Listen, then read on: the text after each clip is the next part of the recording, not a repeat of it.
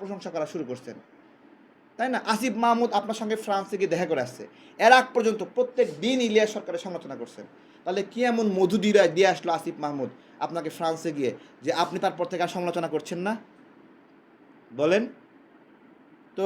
সব শেষে বলবো, এই যে বলছেন না যে তারেকের সাথে 2,500 পোলাপান ছাড়া কেউ নাই, এই বাংলাদেশে রাজনৈতিক ময়দানে আমরা রাজনীতিটা তৈরি করার কাজ করি, আর সেই রাজনীতিগুলো নিয়ে আপনারা ভিডিও ব্লগিং করেন।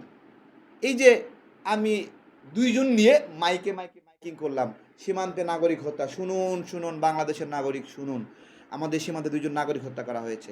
এই ভিডিও কাইটা সাইটে বিভিন্নভাবে ভিডিও আপনারা বানাইছেন। রাজনীতি আমরা তৈরি করি। শেখ হাসিনা আউলিয়া, দেশ করেছে দেউলিয়া, এই স্লোগানটা আমার তৈরি করা স্লোগান। এরকম অসংখ্য বয়ান তৈরি করা আমাদের। একটা নিজের মতো একটা বয়ান দিতে পারেন না। হ্যাঁ, এই যে কি লেখছে 2,500, এই 2,500 এই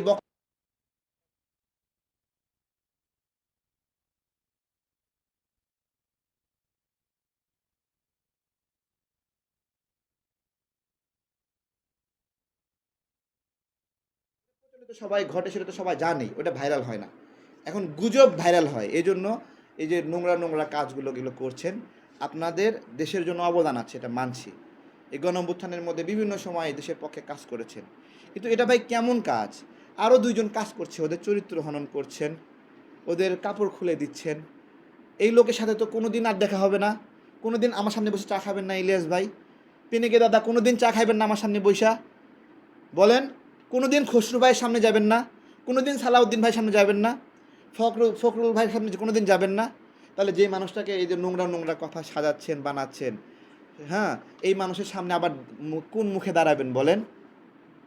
তো এগুলো বাদ দেন আপনারা বিনয়ের সাথে। বাংলাদেশের নাগরিকদেরকে বলবো যে মাঠের পরিস্থিতি সব কিছু মিলে বিবেচনা করেন আপনারা, ঠিক আছে? সব কিছু বিবেচনা করেন, ভাবেন, বিবেচনা করেন।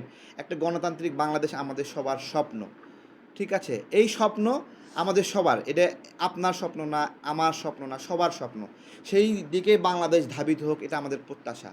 এই প্রত্যাশা কি ক্রাইম?